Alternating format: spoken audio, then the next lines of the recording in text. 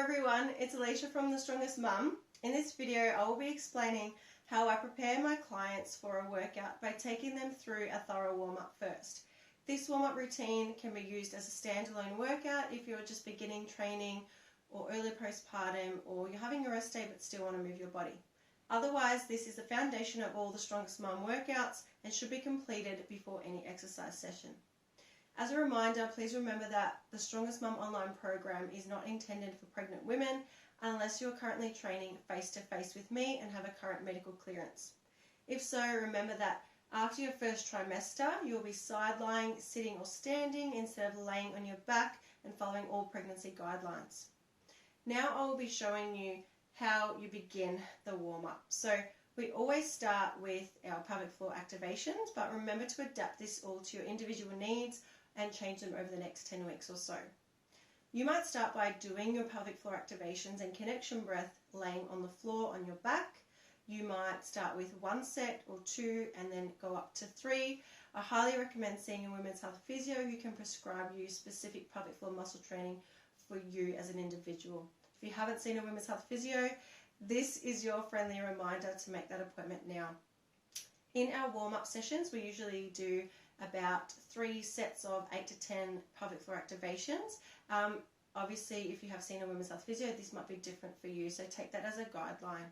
You can do your pelvic floor connection breath and activations either laying on your back, sitting, 4-point kneeling, side lying or standing. If you want to know more about pelvic floor and core activations, watch that video.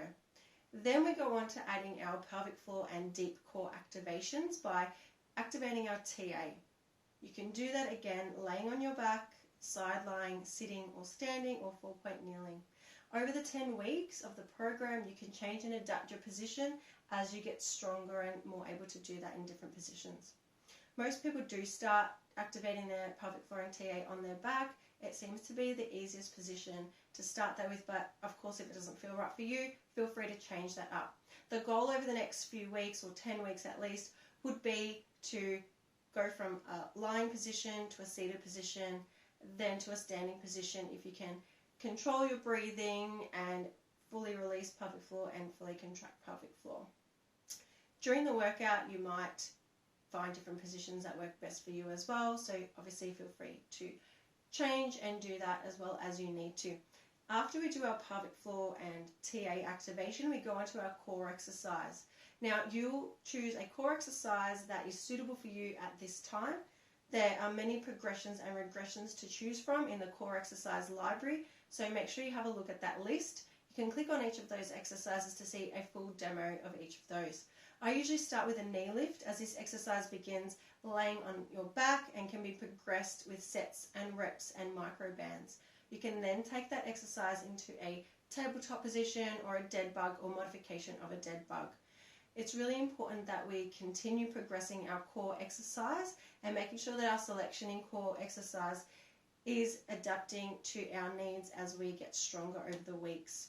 So far, if you're just beginning, your warm-up might look like 1 set of pelvic floor activation and connection breaths, 1 set of pelvic floor and TA activations, and then 1 or 2 sets of your chosen core exercise, which in this example might be a knee lift. Next, we go on to our glute activation exercise. So an example of a glute activation exercise is a laying on your back hip bridge. You can adapt that and progress that by adding a booty band or a light weight on your hips. You can also change that into a single leg hip bridge over time to make sure that we are even on both sides of our glutes and don't have any instability or weakness on one side than the other. It's really important for us to have functional glutes and strong glutes so that our pelvis is nice and strong.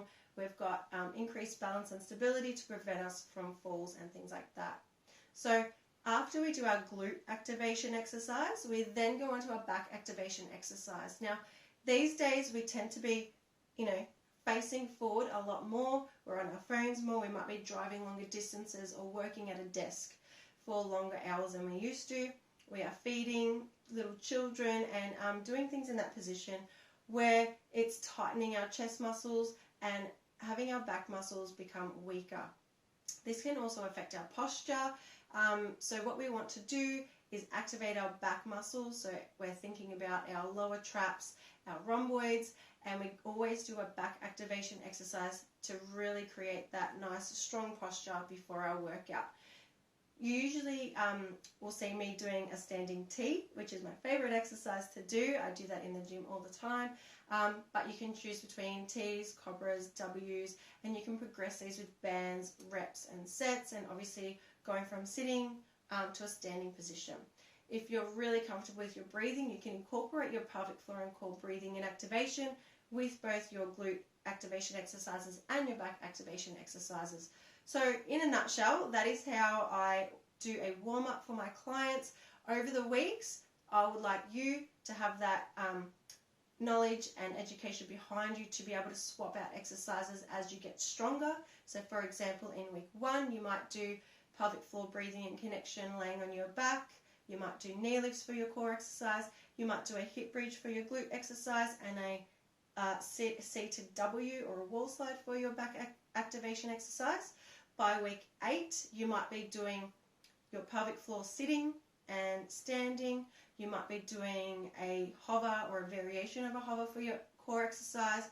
You might be doing a single leg sit to stand for your glute activation exercise, and you might be doing a standing banded T. So we want to keep adapting as we get stronger. I hope that this video has helped you. If you have any questions, let me know, and I'll see you in the next video.